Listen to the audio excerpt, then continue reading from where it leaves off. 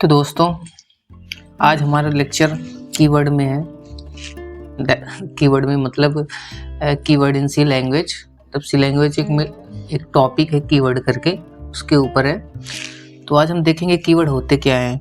तो ये एक तरह से रूल होता है ना। यहाँ पे जैसे यहाँ पे मेंशन है कि इट इज़ ए रूल, ठीक है। आगे pre defined and reserved word, मतलब जैसे आप कभी कभी रेलवे में ट्रैवल किया है तो उसमें से आपने अपनी सीट को रिजर्व रखा था, है ना।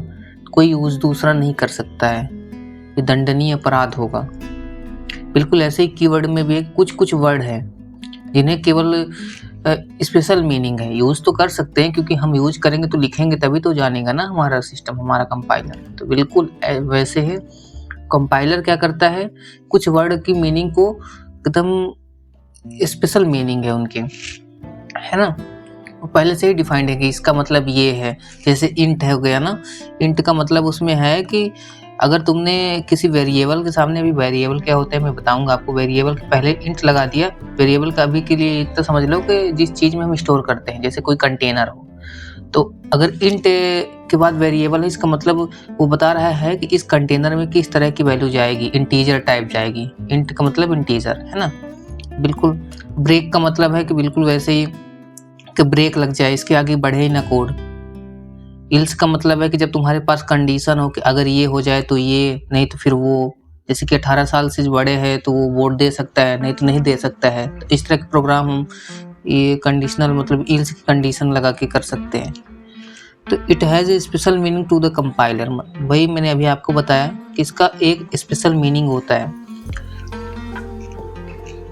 अगर आपको बहुत ज़्यादा समझ नहीं आ रही ना, पेशेंस कर करके अभी की जितना मैं बोल रहा हूँ ना उतना आप सुन लो। आगे जब होगा ना तो आगे बहुत ज़्यादा क्लियर हो जाएगा। क्योंकि अभी जब अपन टॉपिक पढ़ते हैं ना, जैसे क्या होता था मैथ्स में कि जब अपन पहले टॉपिक पढ़ते थे तो हमें 10% ही अंडरस्टैंड होता था कि ये जो टॉपिक पढ़ रहे हैं इसका मतलब क्या है ना, थोड़ा बहुत। और इसे लगभग यूज कहाँ करते हैं। जब हम न्यूमेरिकल करते थे, क्वेश्चन सॉल्व करते थे, तब जाके हमें पता चलता था कि नहीं, ये तो ये है। मैंने पहले ये समझा ही नहीं था, सोचा ही नहीं था कि ये अगर ऐसा हो जाएगा तो मतलब क्या होगा। कुछ स्पेशल कंडीशन वगैरह आ जाती थी। बिल्कुल कीवर्ड में भी ऐसा ही है।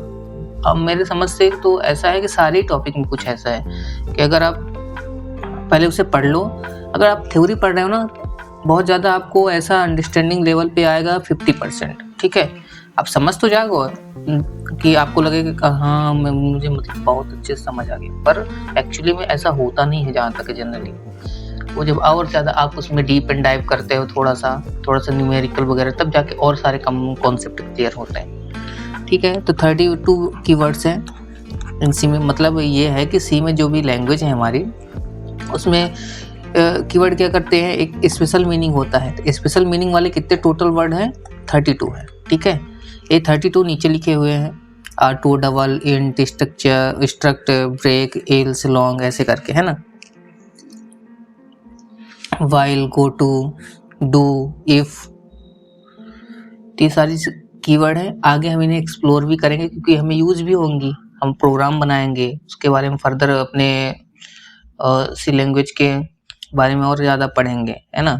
ये सारे कीवर्ड्स वहाँ आते जाएंगे, मैं एक एक करके समझाता जाऊँगा जो भी टॉपिक से रिलेटेड रहेगा। जैसे हम अभी वेरिएबल पढ़ेंगे, फ्लोट, इंट, ये सारी चीज़ें वहाँ पे आ जाएंगी, वो पढ़ लेंगे हम। फिर फंक्शन पढ़ेंगे, वहाँ पे भी फिर से आएगा, वो पढ़ेंगे। फिर जब लूप पढ़ेंगे तो ये यहाँ पे है डू हो गया, है ना, वाइल हो गया, फोर भी होगा कहीं, ये हो गया फोर। ये सारी चीज़ें हमारे लूप के पार्ट है। और फिर जब कंडीशनल वाला पढ़ेंगे तो एल्स हो गया, इफ़ हो गया, इफ़ कहाँ है, ये सारी चीज़ें हमारे कंडीशनल स्टेटमेंट में आएंगी। रजिस्टर क्या होता है ये भी आगे पढ़ेंगे, टाइप डेफ क्या होता है, मतलब सारी ही चीज़ें लगभग आएंगी आगे। ऐसा सोचो कि ये थोड़ा सा ओवरव्यू है ना। इसका सारी चीज़ें जो भी हमें दिख रहा है डिटेल में पढ़ने के लिए हमें दूसरे चैप्टर में जंप करना पड़ेगा। Thank you, bye.